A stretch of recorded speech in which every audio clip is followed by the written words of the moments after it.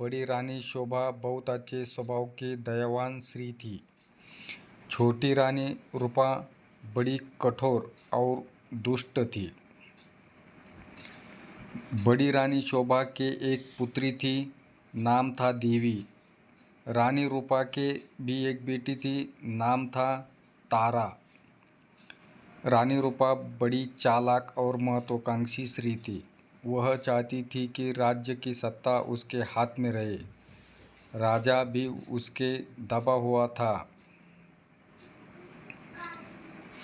रानी रूपा बड़ी रानी और उसकी बेटी से नफरत करती थी। उस दिन उसने राजा से कह दिया कि रानी शोभा और देवी को राजमहल से बाहर निकाल दिया जाए। राजा रानी रूपा की नाराज़ी से डरता था। उसे लगा कि उसे वही करना पड़ेगा जो रूपा चाहती है। उसने बड़ी रानी और उसकी बेटी को राजमहल के बाहर एक छोटे से घर से रहने के लिए भेज दिया। लेकिन रानी रूपा की घृणा इससे भी नहीं हटी।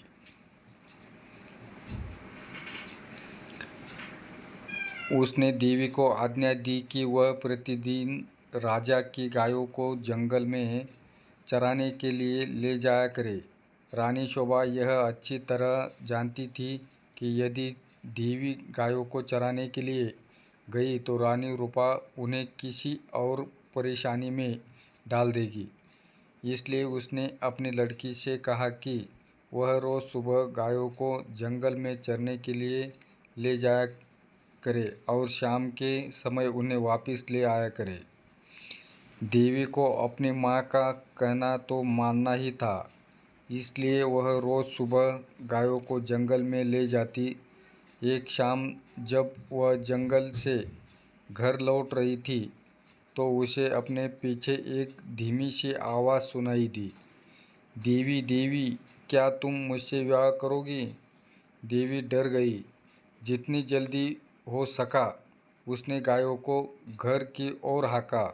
दूसरे दिन भी जब वह घर लौट रही थी तो उसने वही आवाज़ पुनः सुनी। वही प्रश्न उससे फिर पूछा गया। रात को देवी ने अपनी माँ को उस आवाज़ के बारे में कहा। माँ सारी रात इस बात पर विचार करती रही। सुबह तक उसने निश्चय कर लिया कि क्या किया जाना चाहिए। सुनो बेटी, वह अपनी लड़की से बोली, मैं बता रही हूँ, यदि आज शाम के समय भी तुम्हें वही आवाज़ सुनाई दी तो तुम्हें क्या करना होगा? बताइए माँ, देवी ने उत्तर दिया। तुम उस आवाज़ को उत्तर देना। रानी शोभा ने कहा, कल सुबह तुम मेरे घर आ जाओ, फिर मैं तुमसे विवाह कर लूँगी। लेकिन माँ, देवी बोली, हम उसे जानती तक नहीं। मेरी प्यारी देवी, माँ ने दुखी होकर कहा, जिस स्थिति में हम जीवित हैं उससे भी ज़्यादा बुरा और क्या हो सकता है। हमें इस प्रस्ताव को स्वीकार कर लेना चाहिए। ईश्वर हमारी सहायता करेगा।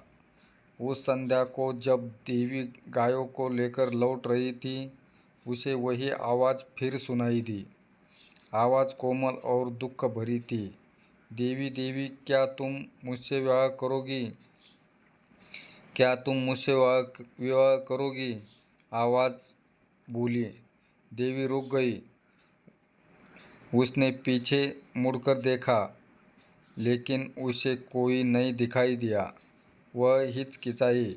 वह वहाँ से भाग जाना चाहती थी, लेकिन फिर उसे माँ के शब्द याद आ गए।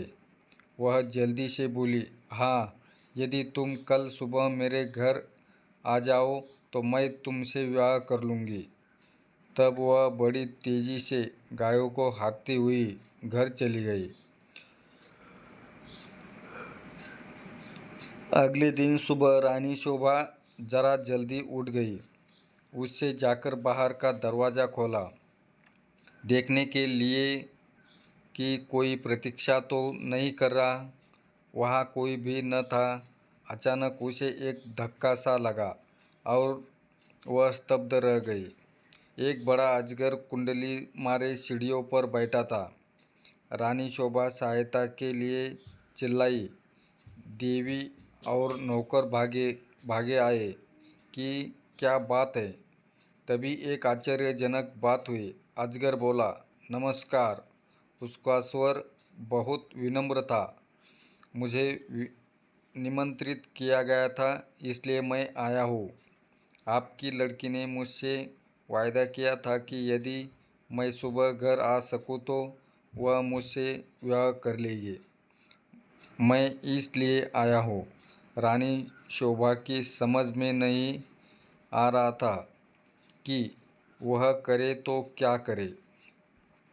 उसे तो यही आशा थी कि किसी दिन कोई सुंदर नौजवान उसकी लड़की से विवाह करने आएगा। उसने यह कभी नहीं सोचा था कि वह अजगर होगा। एक नौकर भागकर रानी रूपा के पास गया और उसने सारी घटना बतला दी। रानी यह सुनकर प्रसन्न हुई। वह उसी समय अपने नौकरों के साथ रानी शोभा के घर गई। यदि राजकुमारी देवी ने किसी के साथ विवाह का वायदा किया है, वह बोली, तो उसे अपना वायदा अवश्य निभाना चाहिए। रानी होने के कारण यह देखना मेरा कर्तव्य है कि वह अपना वायदा पूरा करे। उसी दिन विवाह हो गया। रानी शोभा और देवी के लिए यह कोई प्रसन्नता का समय नहीं था, लेकिन इतने दुर्भाग्य सहने के बाद वे किसी भी प्रकार की विपत्ति का सामना करने को तैयार थी। विवाह के पश्चात अजगर अपनी पत्नी के साथ उसके कमरे में गया। सारी रात रानी शोभा ने प्रार्थना करते हुए बिताई उसकी बच्ची ठीक ठाक रहे। दूसरे दिन बड़े सवेरे उसने देवी के कमरे का दरवाज़ा खटखटाया। एक सुंदर नवयुवक ने दरवाज़ा खोला। देवी उसके पीछे खड़ी थी। मैं आपको कह नहीं सकता कि मेरी जान बचाने के लिए मैं आपका और देवी का कितना आभारी हूँ, वह नवयुवक बोला। मैं एक शाप के कारण अजगर बन गया था। एक वन देवता मुझसे क्रुद्ध थे और उन्होंने मुझे अजगर बना दिया। बाद में उन्हें अपनी करनी पर दुख हुआ। तब उन्होंने कहा कि यदि कोई राजकुमारी मुझसे विवाह कर लेगी तो मैं फिर से मनुष्य बन जाऊंगा। और अब देवी ने मुझसे विवाह कर लिया है। मेरा शाप उतर गया है। अब मैं फिर कभी अजगर नहीं बनूंगा। रानी शोभा बहुत प्रसन्न हुई। वह अपनी लड़की और दामाद को राजा से मिलाने के लिए ले गई। यह बड़ी विचित्र घटना थी। चारों ओर से लोग इस विचित्र नवयुवक को देखने राजमहल में आने लगे। सभी उत्सुक थे, सिवाय रानी रूपा के। रानी रूपा बहुत गुस्से में थी। उसने झल्लाते और खींचते हुए अपने आप को कमरे में बंद कर लिया। देवी का भाग्य उससे देखा नहीं जा रहा था।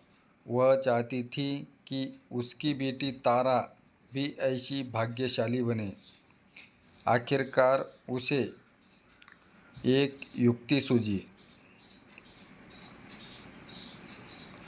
उसने अपनी लड़की को बुलाया।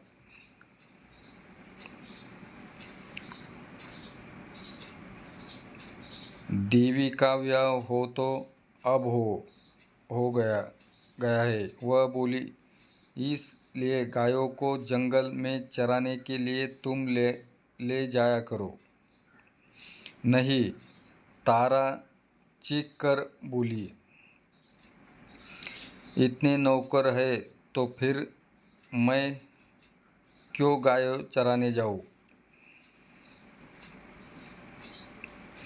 यह मेरी आज्ञा है।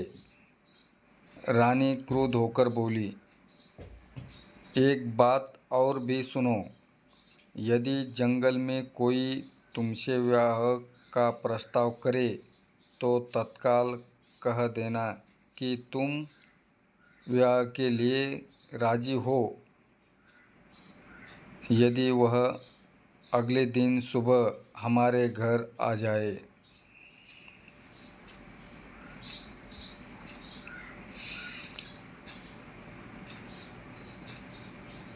तारा माँ की इस योजना से भयभीत हो गई। वह गायों को जंगल में नहीं ले जाना चाहती थी।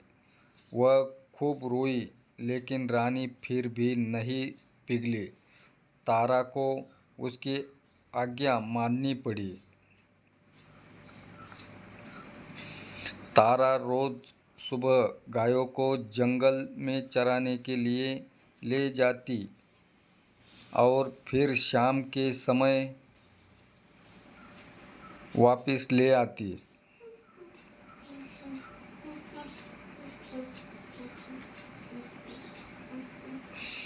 लेकिन उसने एक बार भी जंगल में किसी तरह की आवाज़ नहीं सुनी। जो यह कर रही हो, क्या तुम मुझसे विवाह करोगी? फिर भी रानी निराश नहीं हुई।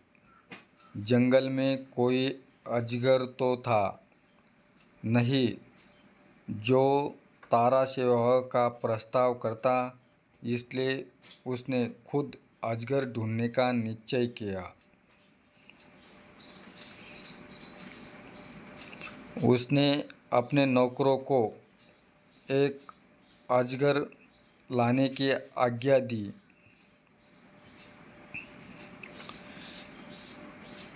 बहुत खोज करने पर काफ़ी दिनों पश्चात उन्हें एक बहुत बड़ा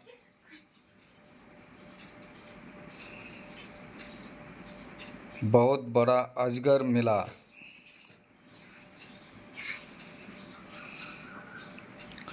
उसे पकड़कर वे राजमहल में ले आए। आखिरकार रानी का अभिप्राय पूरा हो गया और उसने तारा का विवाह इस अजगर से कर लिया। अब रानी को संतोष हुआ। विवाह की रात तारा तथा अजगर को एक कमरे में बंद कर दिया गया। रानी अधीरता से सुबह की प्रतीक्षा कर रही थी। रानी रूपानी सवेरे सवेरे ही लड़की के कमरे का दरवाज़ा खटखटाया, लेकिन कोई उत्तर न मिला। उसने ज़रा और ज़ोर से दरवाज़ा खटखटाया, लेकिन दरवाज़ा तब भी न खुला। रानी से और प्रतीक्षा न की गई और उसने धक्का देकर दरवाज़ा खोल दिया। मोटा अजगर जमीन पर पड़ा हुआ था, लेकिन तारा का कहीं पता नहीं था।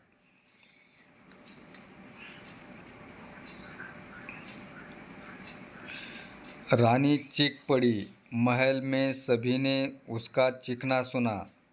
राजा और नौकर भागे आए कि क्या बात है, राजकुमारी कहाँ है? सब चिल्लाए। वह तो अजगर के पेट में होगी। रसोइया बोला, देखो वह।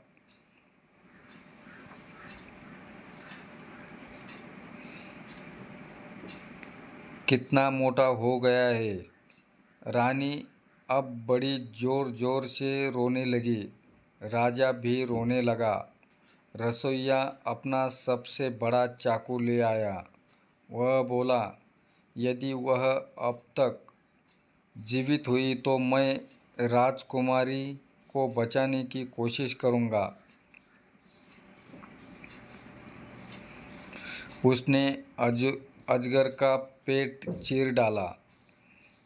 तारा अच्छी भली जीवित थी। रसोइयों ने उसे बाहर खींचा। वह चीख मारकर अपनी माँ की तरफ भागी।